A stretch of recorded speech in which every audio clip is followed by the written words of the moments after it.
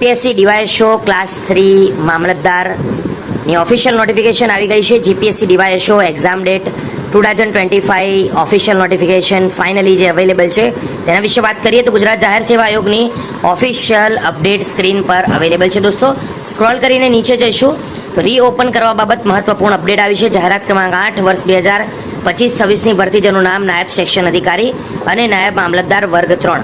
નીચે પ્રાથમિક કસોટીમાં હાજર રહેવા કન્સન્ટ ફોર્મ તથા કન્સેન્ટ ડિપોઝિટ એટલે કે લેટ ફીસ સાથે રીઓપન કરવા બાબત આ મહત્વપૂર્ણ અપડેટ છે.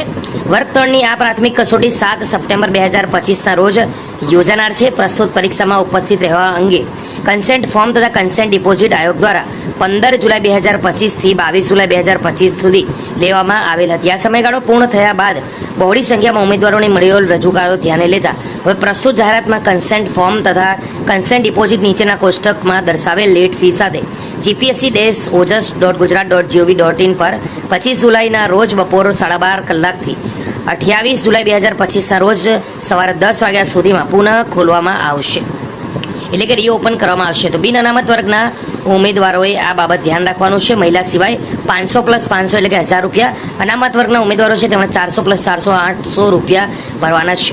ઉપરોક્ત વિગતે પરીક્ષામાં હાજર રહેનાર ઉમેદવારોને માત્ર મૂળ કન્સેન્ટ ડિપોઝિટ જ પરત કરવામાં આવશે. લેટ ફી પરત આપવામાં આવશે નહીં. તેમજ ગેરહાજર રહેનાર ઉમેદવારોની કન્સેન્ટ ડિપોઝિટ તથા લેટ ફી પરત કરવામાં આવશે નહીં.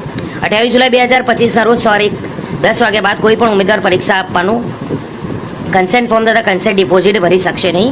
ઉપરયુક્ત કન્સેન્ટ ફોર્મ તથા કન્સેન્ટ ડિપોઝિટ અંગેની અન્ય સૂચનાઓ આયોગની 14 જુલાઈ 2025ની અગત્યની જાહેરાત છે દોસ્તો, એ મુજબ યથાવત રહેશે. તો ઉમેદવારોએ બાબત ખાસ ધ્યાન રાખવાનું છે. આજની અપડેટ ગમી હોય તો વિડીયોને લાઇક જરૂરથી કરજો.